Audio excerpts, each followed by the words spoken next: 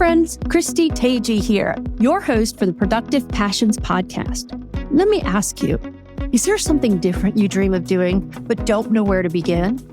If you're feeling suffocated, anxious, or you feel there's something different calling you, come along with me for candid conversations with people who have embarked on a journey to put their passions to work for them.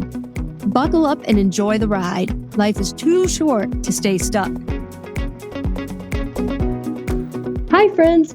Today's episode is all about conquering one of the most common fears we face, public speaking.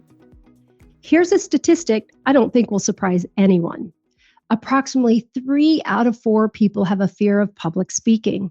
Yep, that's most of us. Yet at some point, we're likely to be called upon to do just that, whether at work, in our community, a classroom, or even when pursuing our own passions. Today, we're speaking with Lisa Elia, an expert communication coach and consultant. Lisa discovered her passion for communication as a freshman in college, where she began studying communication with a focus on public relations. Later, she translated that into a thriving business in LA. She's worked with clients securing features for them with some of the most prestigious outlets. Maybe you've heard of a few: Oprah, Good Morning America, the New York Times, Forbes, ESPN, to name a few. Now, Lisa has shifted her focus to helping others perfect their pitch and enhance their presentation skills. But it's not all about technique. Lisa emphasizes the importance of preparation and purpose in effective communication. In this episode, she generously shares some of the valuable tips she teaches her clients. Pro tip: pause here if you need to grab your notebooks, because you're going to be given a taste of the secret sauce that can spice up your communication skills. Write these down, practice them, and put them to work for you. According to Lisa, no matter the situation, you will never go wrong if you communicate with clarity, confidence, and compassion. Lisa, welcome, and thank you for being my guest today. I wanted to start out by sharing how we met. I recall meeting you at an event showcasing startup companies when I served as COO for a startup, tech startup.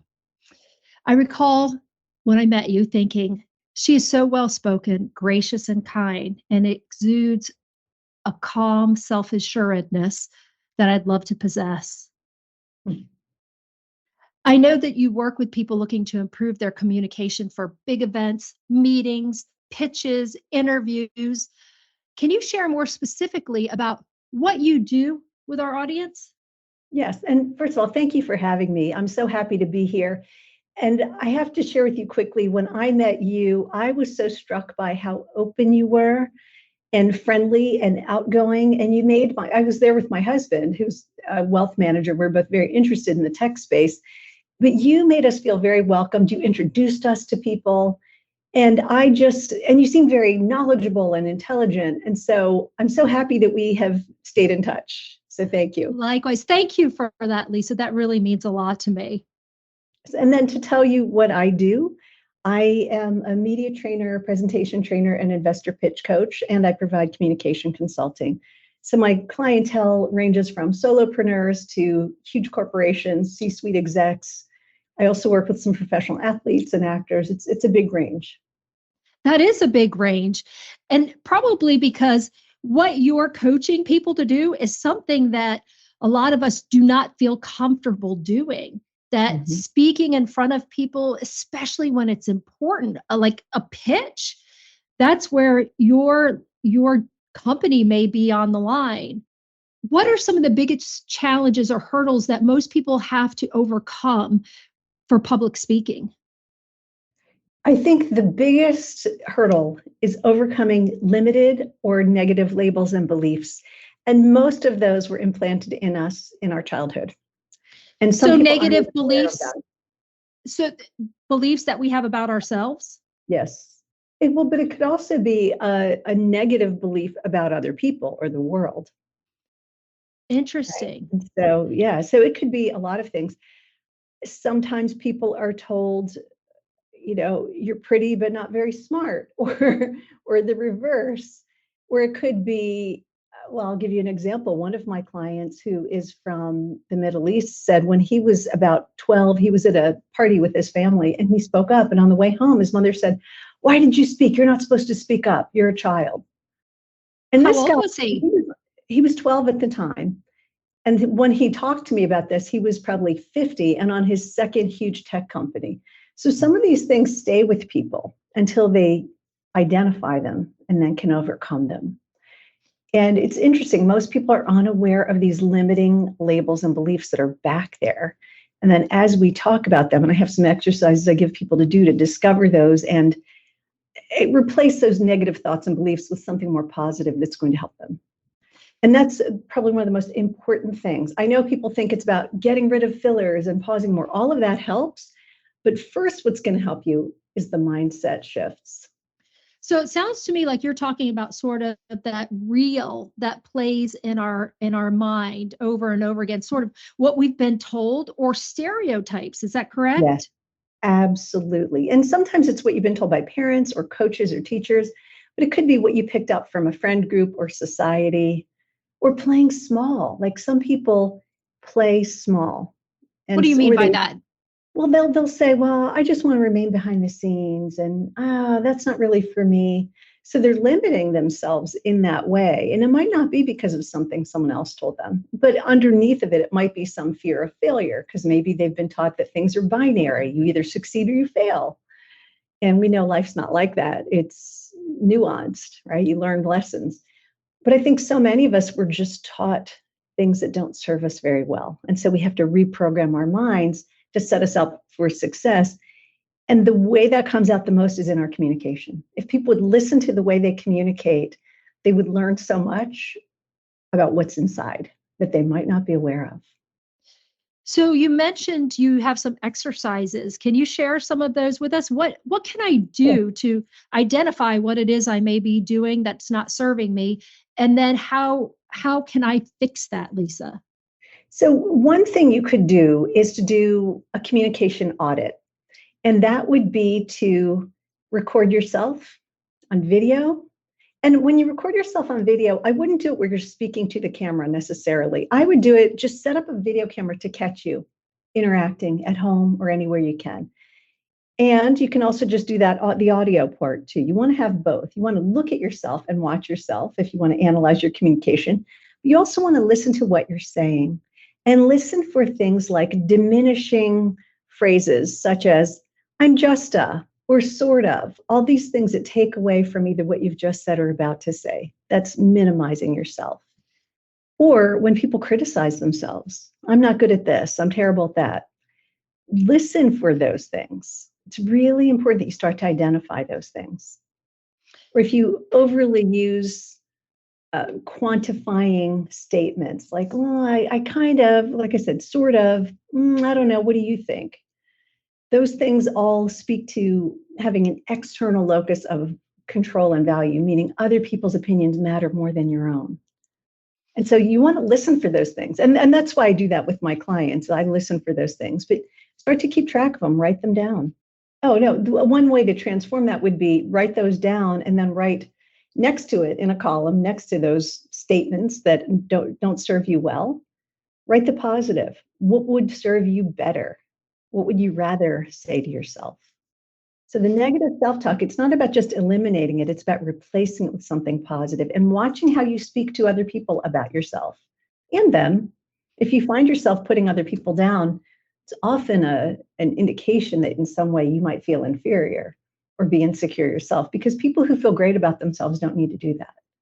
And so you want to identify what's going on, what's causing this. So do you think some of that qualifying language that we use might be sort of conditioning what we've learned to do to express humility or to try and be modest? Absolutely. Absolutely. I think we can learn these habits of being subservient through observation or by not wanting to rock the boat, or, and this can be cultural and can be gender specific too. I would say a lot of women, probably over the age of 40 especially, it was a different time. And so a lot of people felt like they had to pull back a little bit to not be considered strident or hard or all these things, right? You couldn't be strong and just be okay with that. And so I'm hoping more and more women will not feel the need to do that. And that's cultural too. In different cultures, people are more uh, overly humble at times. So it sounds like you're talking about really finding our voice. If we're not naturally, I don't want to say extroverted, but maybe confident, or we have in the past taken that position of, I don't want to sound like I'm boasting. I don't want to Right. sound like I'm trying to be a big deal. It sounds like we need to learn how to communicate that, not that we're a big deal or that we're showing off, but that we're confident. Mm-hmm. Yes. And sometimes just a clean statement and then letting it sit is all you need to do. Can you And it give us an doesn't have to example be of big that? or loud. Well, it's just being definitive in an opinion, really, or a statement. I find a lot of people over explain. And that's also coming from a place of feeling like your opinion isn't valued enough at times. Sometimes it could be that you might not think people understand what you're saying because it needs more explanation, but just allowing an opinion to sit there and saying, I think we should choose track A because it's going to give us the best ROI. Well, it doesn't mean that you never provide a supporting argument. Sometimes you do want to. There are times you might say, I think we should take track A because it'll give us the best ROI, and here are the reasons why. And that's okay, but you don't always have to do that. So it's about knowing who's in the audience. And my perspective is always that your communications should serve the audience. Who are you talking to? What are their goals, needs, fears, challenges, and objections? What's their perspective? And how can you speak so that you are addressing those? Can you give us a little bit more about that? I really think that that's so important, what you just said. Be sure that your communication is serving your audience. And when you do that and you think that way, doesn't that take the pressure off of yourself a little bit? It's not Yes. about you and what you have to do, but what you need to get across to your audience. The more you make it about them, the easier it is for everybody. First of all, if you do that before you're actually in the conversation or presenting, you will be thinking the right way. You'll be shaping your content so that you are addressing what's in their minds or what they want. And that's always good. And then secondly, in the room, you should be focused on your mission and your message, not on yourself.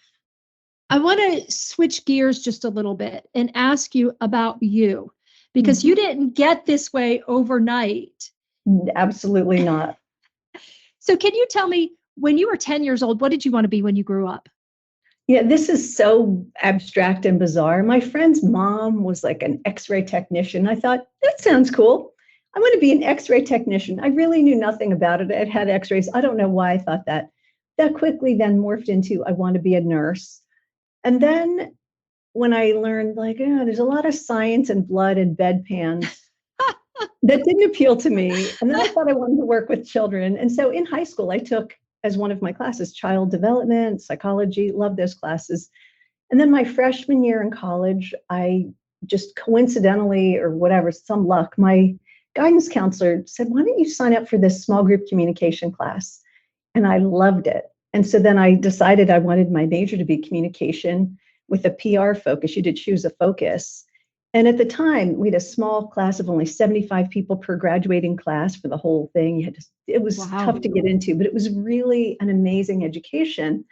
However, I only had one public speaking class in my curriculum. Most of it was focused on strategy and the psychology behind it and writing press releases and very practical work, but only one public speaking class. And they didn't teach most of what I teach my clients. There was nothing about mindset or controlling nerves. And it was a different time, frankly. It was a long time ago. So what was your journey like? How did you end up being able to teach other people about that when you only had one class yourself?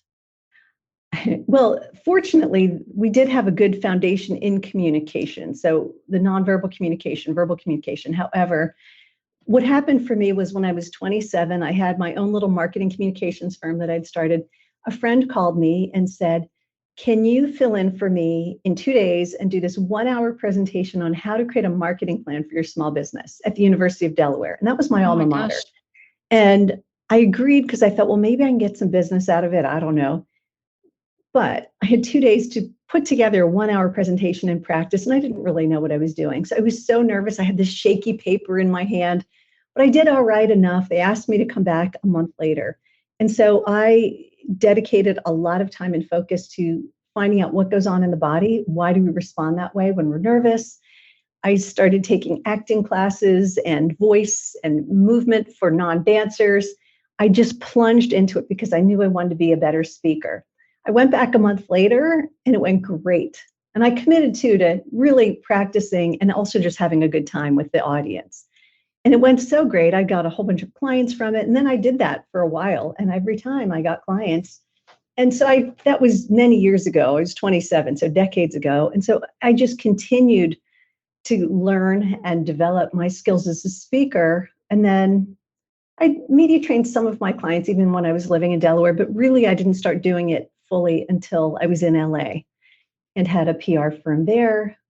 And clients I would media train them, then they would say, oh, can you also help me with this speech? Can you also help me with his investor pitch? So I dove into what it takes to pitch to investors and learned all about that. And now I've helped clients raise millions of dollars, but it was a journey, and it's a continuous journey. I never stop learning ever. And I don't think people should in their field of study. So I want to go back to something you talked about. You said you took an acting class. Mm-hmm. What was it that you learned in acting that helped translate to communicating and getting your point across? Not just getting your point across, but influencing. I would say the most important thing I learned in acting, and it was several classes, but I studied at HB Studio in New York, which is a really great acting school. So Uta Hagen had founded it. She'd been on Broadway and in films. In her book, and even in the classes, they taught you how to prepare, a preparation ritual. Some of what I teach my clients came from that, a few pieces. But that's when I really discovered how important it is to have a preparation ritual. And it's something most of us were never taught. We were like taught, hey, go do a book report, get up there, great. No prep, right? No feedback, nothing. And so that preparation ritual has been pivotal for me and many of my clients to manage nerves, to get you focused and centered. And so that bit, the piece that I learned from acting class, I'd say was really important. That was part of it. And then also being fully present in the moment, super important, because a lot of people have like this external second person looking at them, criticizing them. That's not helpful. You want to be very fully in your body and in your mind and connected to who you're talking to and your content. So those are things that come from good acting classes and really excellent teachers, which I had. I'm very grateful for that experience. Yeah, it seems obvious that you've grown from there. Can you tell me, what does a preparation ritual look like? What might that include? The one that I lead people through includes some breathing to manage the nerves, because when people get nervous, their bodies can go into fight, flight, or freeze, and we want to stay out of that. So some breathing, there's some movement. You want to warm up parts of your body, especially the upper body, some vocal warm-ups, even some facial warm-ups to warm up the lips and mouth so you're not tripping over your words, and definitely some mindset pieces, extremely important. How long is that ritual? Is that like 5 minutes? Is it like 30 minutes? How long should we dedicate to preparing for our big conversation, interview, presentation? Okay, so for the preparation ritual itself, if you do it all together, it takes me longer to teach, but to do it takes maybe 3 minutes. And I made it short on purpose because if it's too long, people won't do it. Sure. Especially my clients, they're really busy, C-suite execs, they're not going to do something too long. And so that's something you do right before you rehearse and before you go on. And I had one client who said, I'm going to do this before I go into the office every day, because he felt so much better. It just shifted how he felt. And so that is important.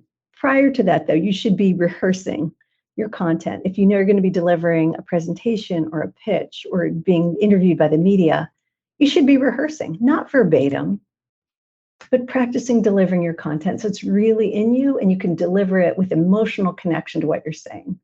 So those things combined are what's going to really help. Because if you go in, even with the prep ritual, if you're not ready, you're going to panic probably if you don't feel prepared. What about for first timers? I know after you've done it a little while, you gain some confidence, but that first time doing your big presentation, what are some things that can help just settle us down in the moments just before sort of going on?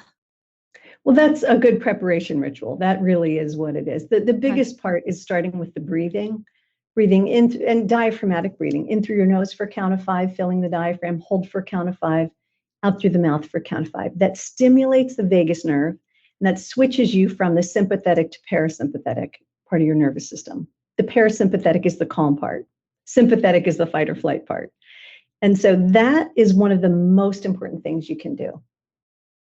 Okay, a count of 5 in, hold for 5, and exhale, but in through your nose. And then hold. And out and then through out your through mouth. The mouth. Okay. And I do that a few times. It really does help. That's just part of it. I mean, the whole ritual would take a little longer to explain, but having a prep ritual, also doing some cardiovascular exercise the day of, like the morning of anything, is always going to help you. It'll help you feel sharper mentally and get rid of some of that nervous energy. And if you can't do that, even just 10 minutes makes a difference. But if you can't do that, just take a little walk. Even that can help to calm your nerves. What you don't want to do is be spinning and thinking about what if. The fear of fear can be paralyzing. And you're right. I think for me personally, one of my biggest challenges is exactly that, the fear of fear. I'll share a quick little story about, I went skydiving, and the entire time I was waiting to be horribly scared. I was anxious about being fearful. Literally until it was my time to jump out of the plane. I got to that door and I was like, oh my gosh, this is going to be all, I'm going to feel terrible. I'm going to feel terrible. I'm going to feel this. We jumped out and it was amazing. So I missed half of the experience, probably more of the experience, waiting to be afraid.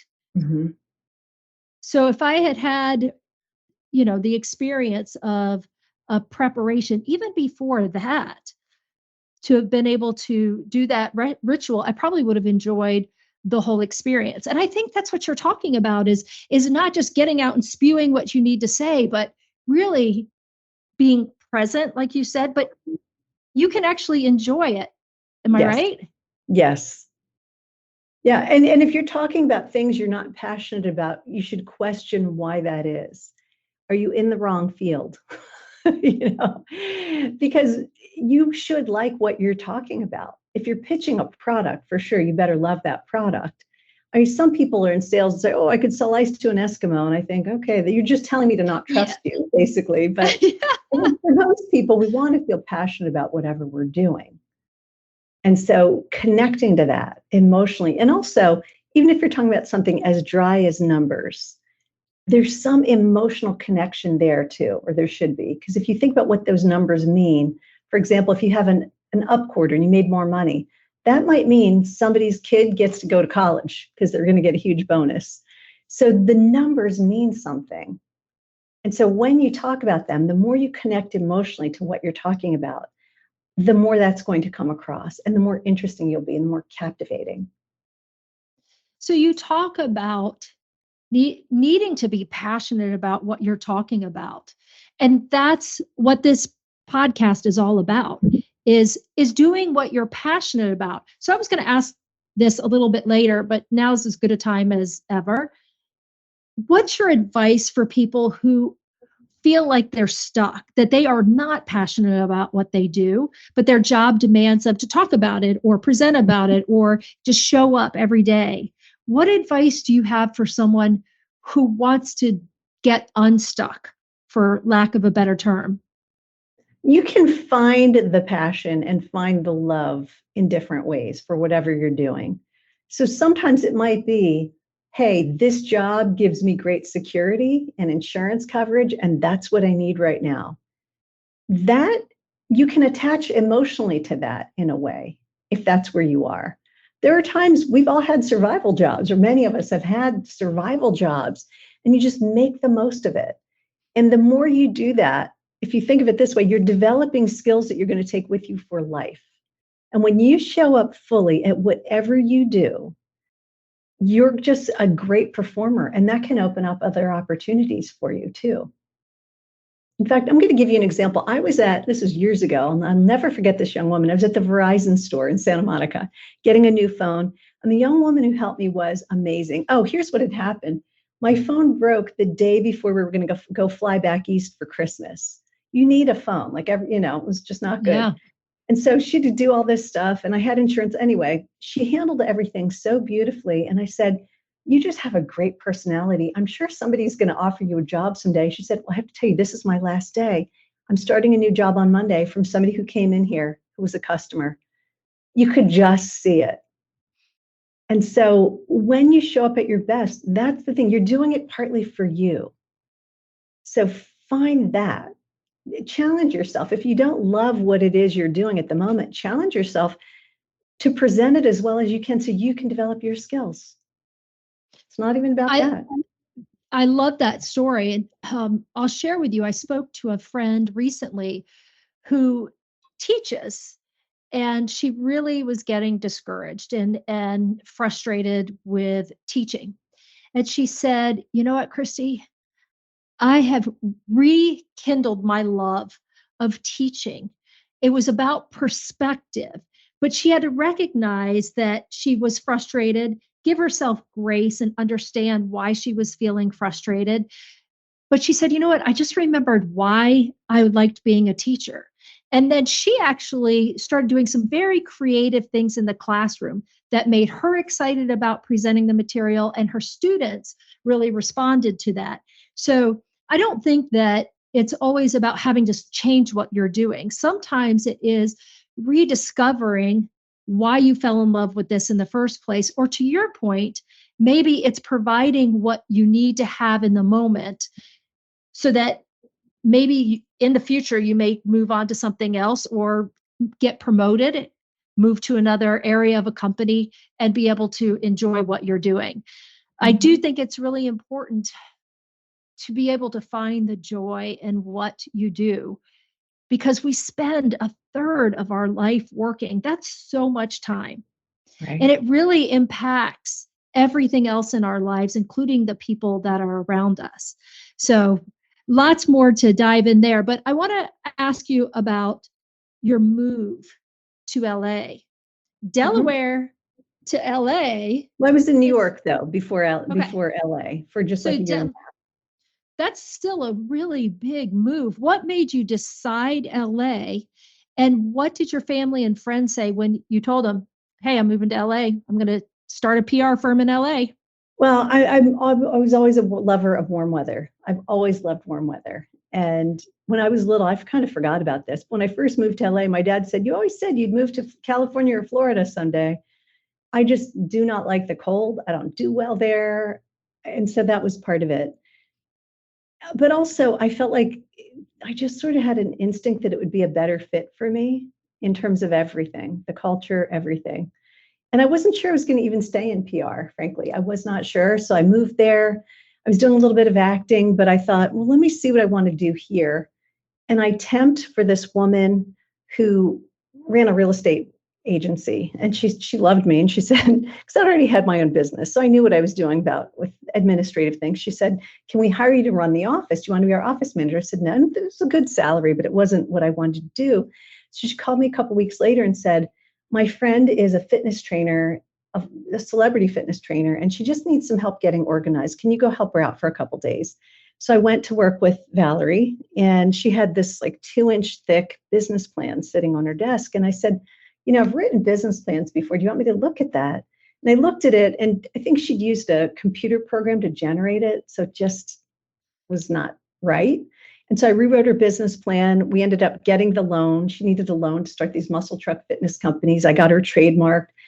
I did all this stuff for her. I wrote, and in the business plan, I wrote that we wanted to get her into all these major magazines at that time. That was a big deal. back in the 90s. Right. And that I wanted her to be a contributing editor to a major fitness magazine and write a book. So she was laughing when she read this, but within 6 months, I had her in all these major magazines, just so many.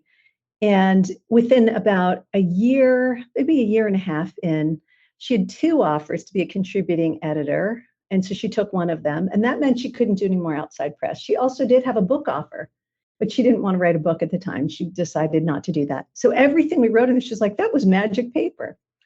And so I had built her up, but then that helped me establish myself in LA as a publicist who could really make things happen. And so her office was in this gym with all these other celebrity trainers.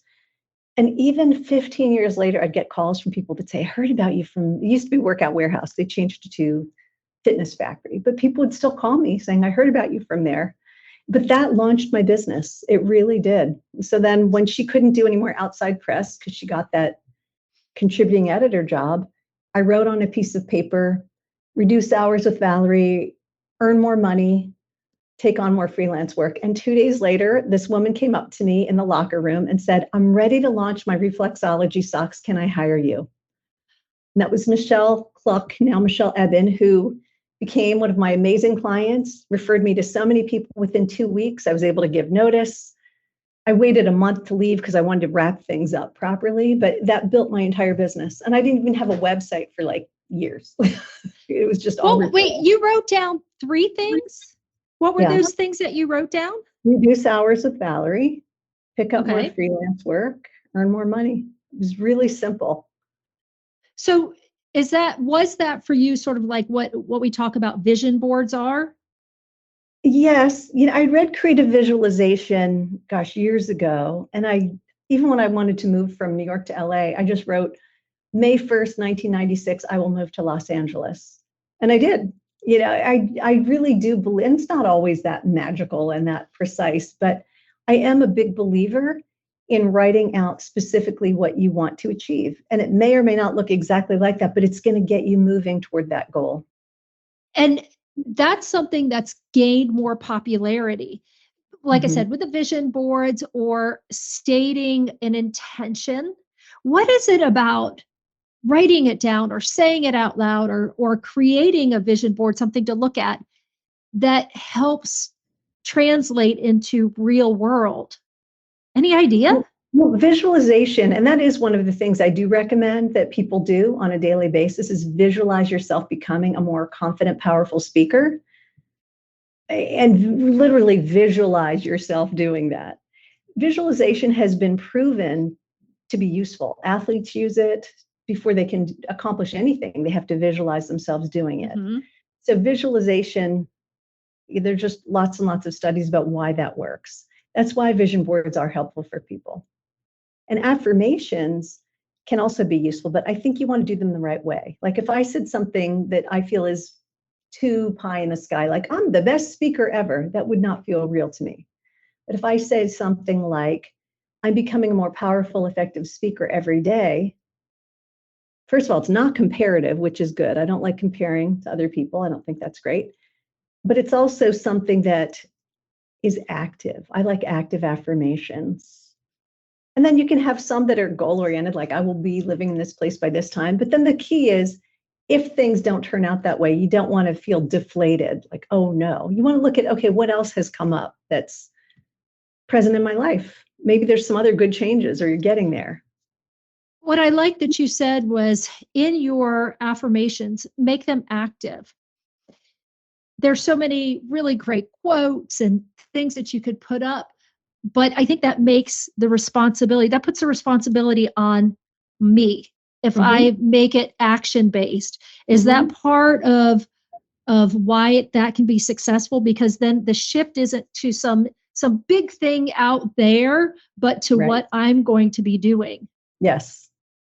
What is the most exciting or unusual part of the work that you do? I love what I do. There is never a day when I have to meet with a client that I think, oh, I don't want to do this. Never. Really? Ever. No, I love what I do. Of course, there are parts of running a business that are like, taxes and whatever. That part isn't fun. But I really do love what I do. I even love doing the research to prepare for working with the client and helping them define their messaging. But when I get to experience people having those epiphanies and letting go of something that's been weighing them down, that's holding them back, that shift, because I know that's beyond my work with them, that's going to translate into everything they do. That to me is the biggest thrill. When I see people lightening their emotional load, of course, it's very gratifying to see somebody who didn't speak very well at the beginning, perhaps, become a more eloquent, clear speaker. But I think the internal shifts are the biggest. When you see that internal shift happening, is that sort of the pivotal moment for other things to start happening? Is that like the dominoes or the cascading effect? Yes, absolutely. When people get more comfortable with themselves, they become more comfortable with pausing. That then allows them to pause when they need a moment to think, which also means they'll probably use fewer filler words like and ah. So you look at all the benefits of just that one mental shift. It's huge. That is huge.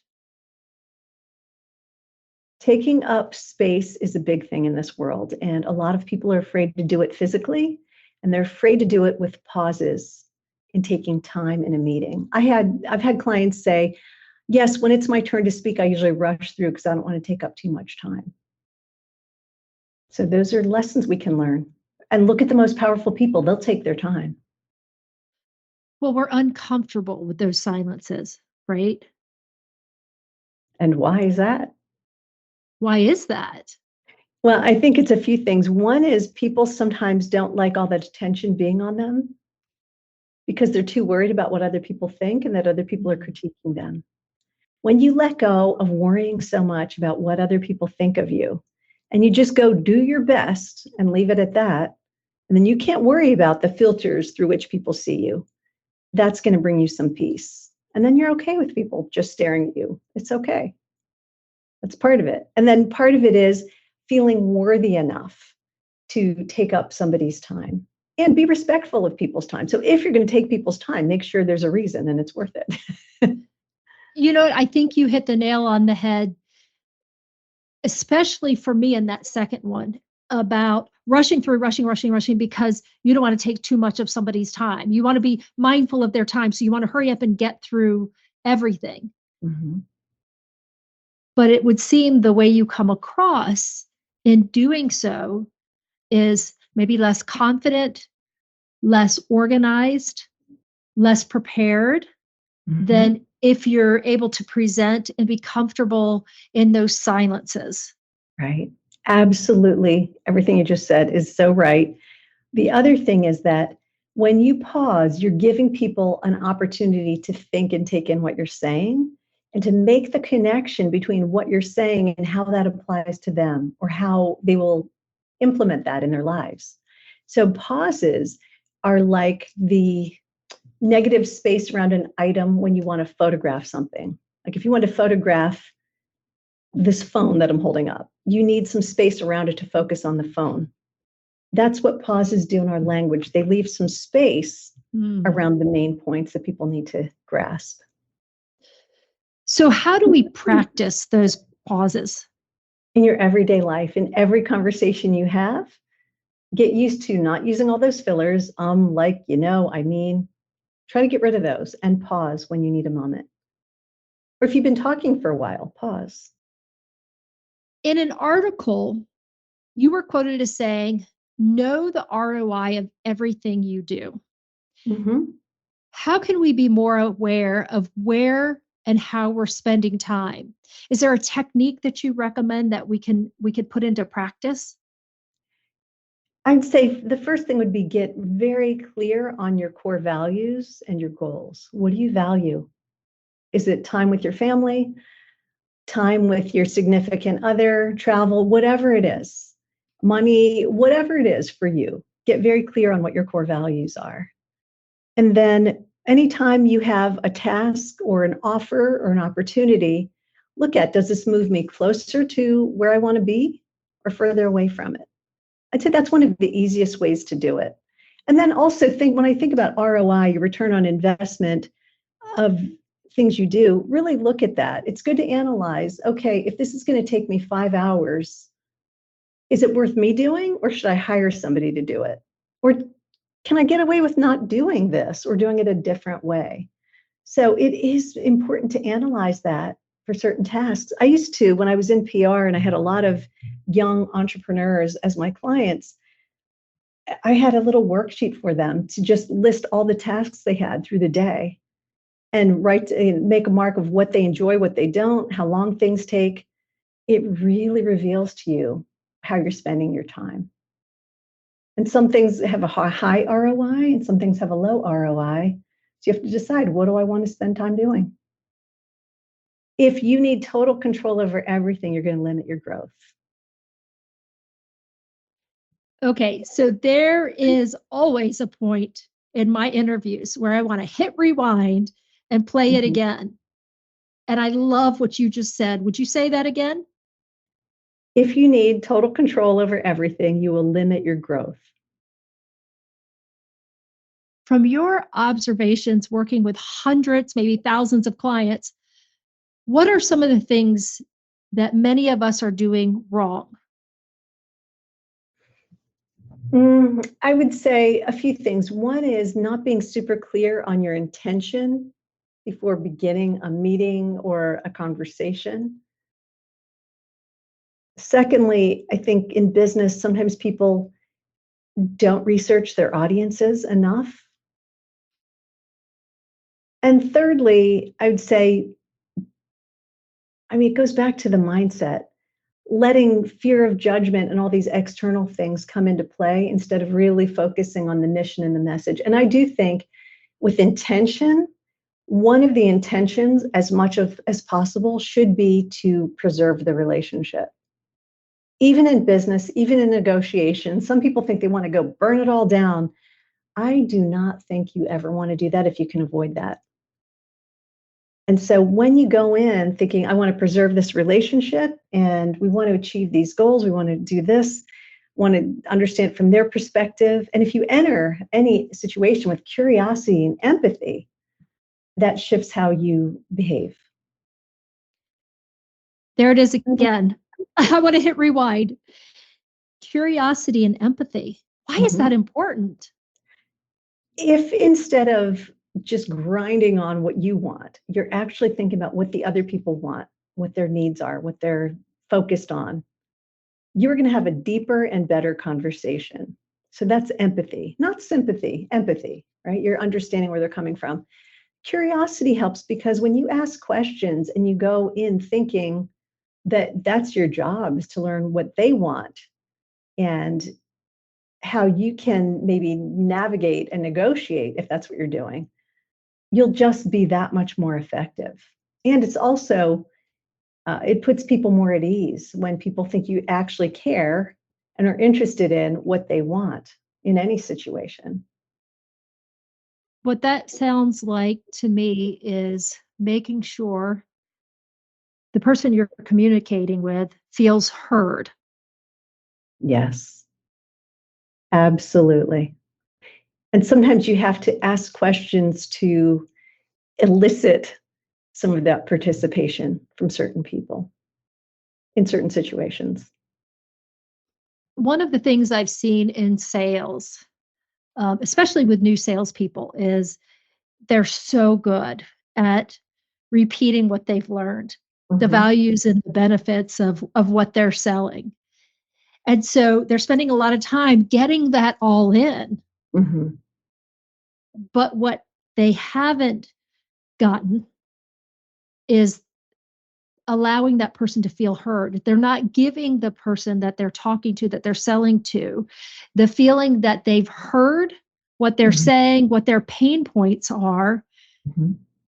And I really feel like, and based on my experience, the people that end up making the sale aren't the slickest talkers. Right.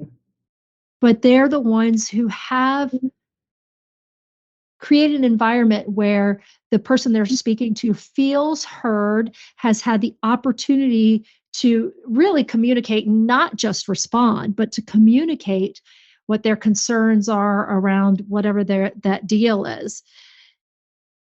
If you could give advice to a new salesperson, what are some of those things besides making sure somebody feels heard? You talked about body language. Mm-hmm. What are some of the things that they could take with them to a sales call that they really should be thinking about? A few things. One is body language changes from one society to another. It also shifts with the times. For example, before COVID, pretty much everybody shook hands in business. Some people don't want to anymore. A lot of people, especially in LA, would hug. Some people don't want to anymore. So now some people ask permission. Hey, do you want to shake hands? Or it's different. It's kind of awkward to ask this permission for something that felt so second nature before this. So that's one body language shift to make, is being cognizant of that. How does this person feel now about that? You might even ask before you jump right in. So that's one thing. And body language, there's a lot to say there, but I would say you always want to have an open body language, not aggressive. So you don't want to be leaning too far into somebody. That's proxemics. You're invading their space. You're talking about the space between people and how people use space. So I think that's something to look at. Certainly mirroring can be overdone, where people go, oh, well, he crossed his arms, so I crossed my arms. Then I uncrossed it. People can sometimes feel that. You might mirror somebody's behavior naturally, but if it's very overt, people can sometimes feel it and it feels unnatural and they won't know why, but on some level, they're not going to trust you. You said, don't allow your creativity to tempt you away from your real work. Boy, this hits close to home. I catch myself at times being distracted from my work with my creative side. What do you mean when you say this? And how do we keep those creative juices flowing without them becoming distractions? It's funny, I'm thinking, wow, she dug deep for some of these things. That was probably a long time ago. I would say it's important to make time for your creative endeavors. And if creative ideas come to you when you're supposed to be working, write them down, capture them somewhere, and then make a time to go look at them again. Because that's, I think, what people feel or fear is that, oh no, I have this great idea. If I don't act on it right now, it's going to leave. But if you do a quick brain dump into a document or whatever it is, into your phone, just spew it out. That's going to help you get that out and save it and literally put in your calendar, like on a Saturday or time, and whenever you have time, look at this idea in this place. That can free you up to then refocus on work. I've just seen many people, when I wrote that, I was working with some clients who were very creative and they just wouldn't get their work done. Oh yeah, this happened. It was shiny object syndrome. So they were just going off on all these tangents and they were never getting closer to what they wanted to do. And so there is some discipline required to succeed in anything. I really like that, because when I read that, I thought, oh no, I can't give up my creative side. That's the side of me that I really like. But I like that. It's like, hold on to it, but keep doing what you need to do right now. And you do want to capture those ideas when they come, because they might not come back. Writers will tell you that. That's why they walk around with little notebooks or their phones capturing ideas as they come. Definitely capture your ideas. You said commit to systems that promote your business. How can I incorporate this advice if I don't know anything about promoting a business? Well, we live in the wonderful age of the internet. So there are just so many ways to promote your business. It's good to learn about various ways, whether you want to pursue promoting yourself on social media, through publicity, buying ads, whatever that is. Research different things, find out what speaks to you, and then literally create systems and have in your calendar that you're going to work on. Okay, if I'm going to commit to getting some publicity, I'm going to reach out to some outlets with some ideas and set aside time to do that. And then just create a system for that. And then within this system, you're going to have mini systems, like keeping track of who you've reached out to, what you pitched to them, when you followed up, all those things. So it's choosing how you're going to do it, what Mm-hmm. works for you, what feels comfortable for you. But then the second part of that is committing to the action Yes. and being consistent with that. Did I get And that right? yes, and consistent might not always mean regular. There are times you might do a huge push for something, and then you might be tied up for 3 months and literally not have any time to work on something else. Or it just might not be the right time. So you might promote something, take a few months and not, and then promote something else. Just depends. Like I always have Google ads running for my business, and I've gotten amazing clients from around the world from Google ads. It's just how people discover you. And then also I did some SEO. It's funny, I bought a $97 course years ago from Natalie Lucier, I think is how she pronounces it, on how to do SEO on your website. And I still rank pretty high. My website does for certain terms. So those are two things that I always have going, right? And so you have to figure out what's going to work. But yes, I always have ads going. That is one of my constant systems. So find some ways to promote your business that you can keep up with. And if you don't love doing it, maybe decide you're going to outsource some of that. Because it's hard to run a business without promoting it at all. Very Right. rarely can they just sustain themselves. Right. Well, that goes back to your ROI, right? If it's not something you're comfortable with or you don't feel like you don't know enough about, that might be the piece of your business that you outsource. Is there a mantra that you call to mind when things are difficult? This is only temporary. Mm. Because life is temporary, first of all.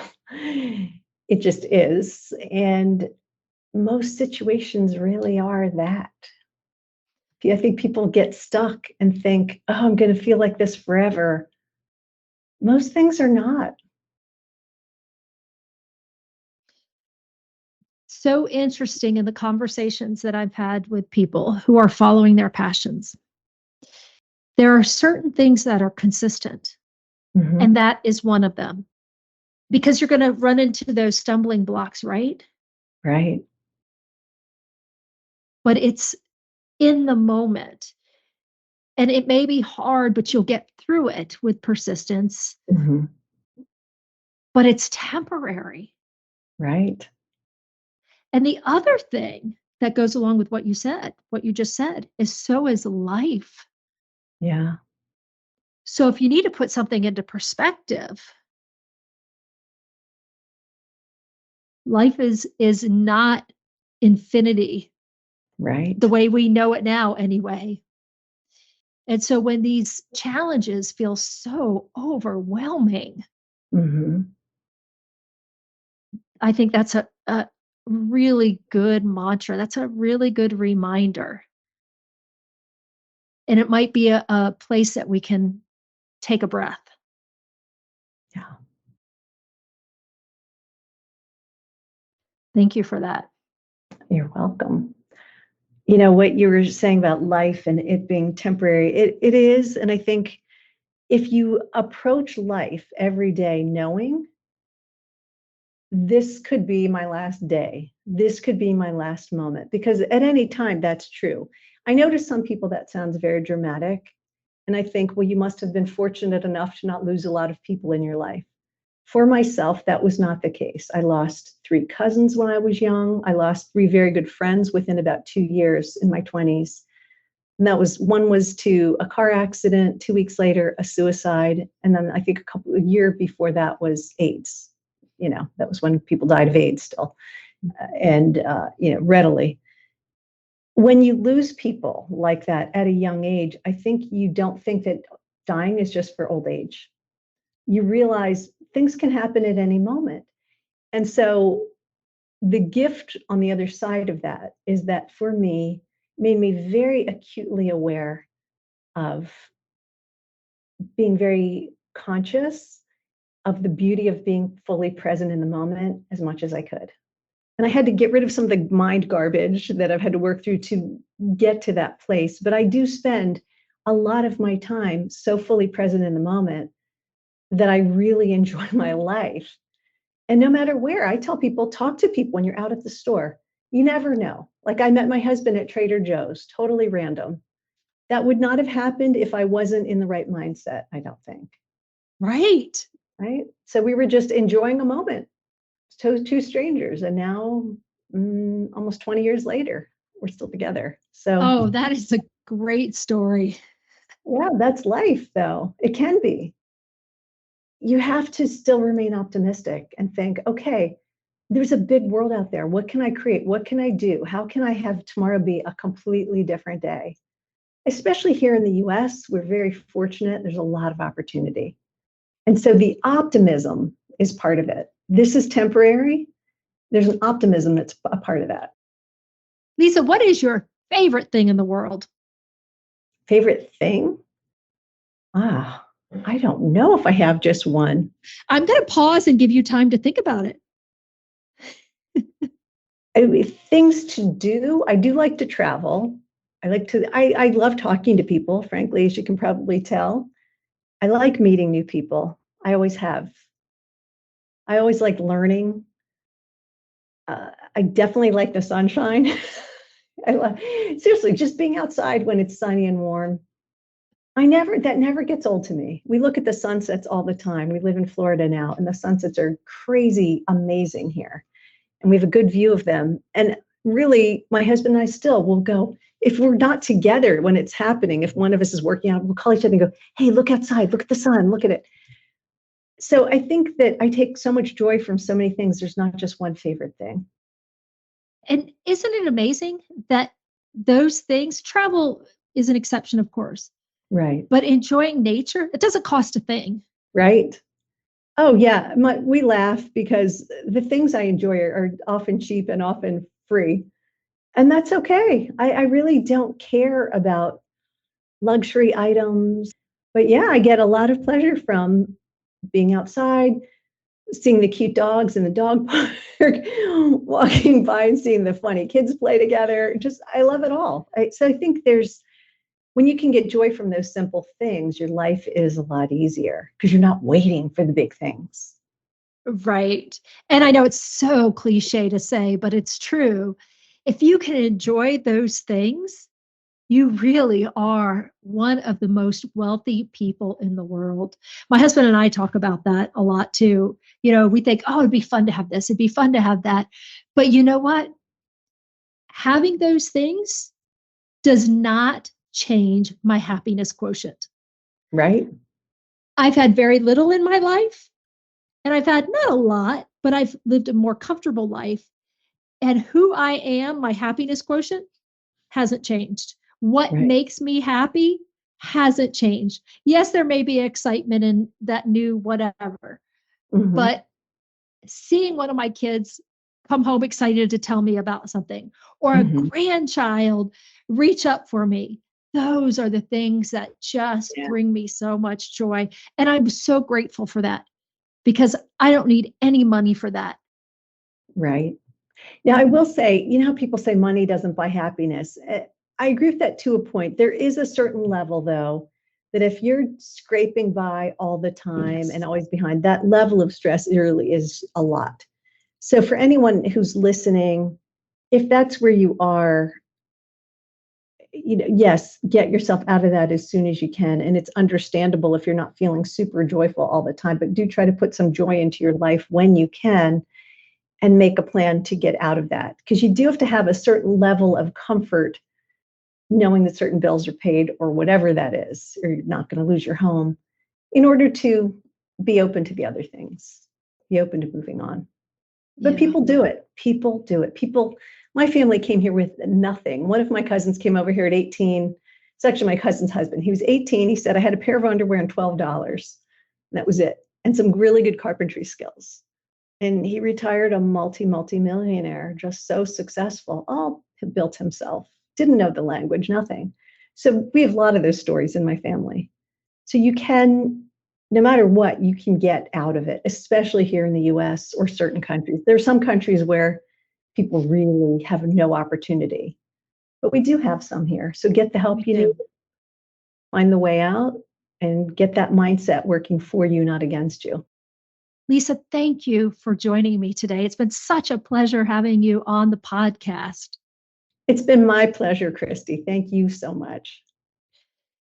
If somebody wanted to reach you, how can they reach you and where can they learn more about you?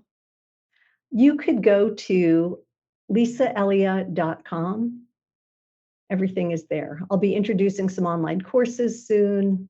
Probably by the time this comes out, some will be available. And there's a lot of information on my full service work there as well. And my blog feeds right into that as well.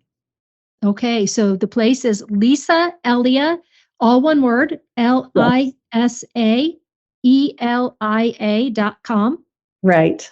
And we'll have that in the show notes as well. Again, Lisa, it's such a pleasure. Thank you so much.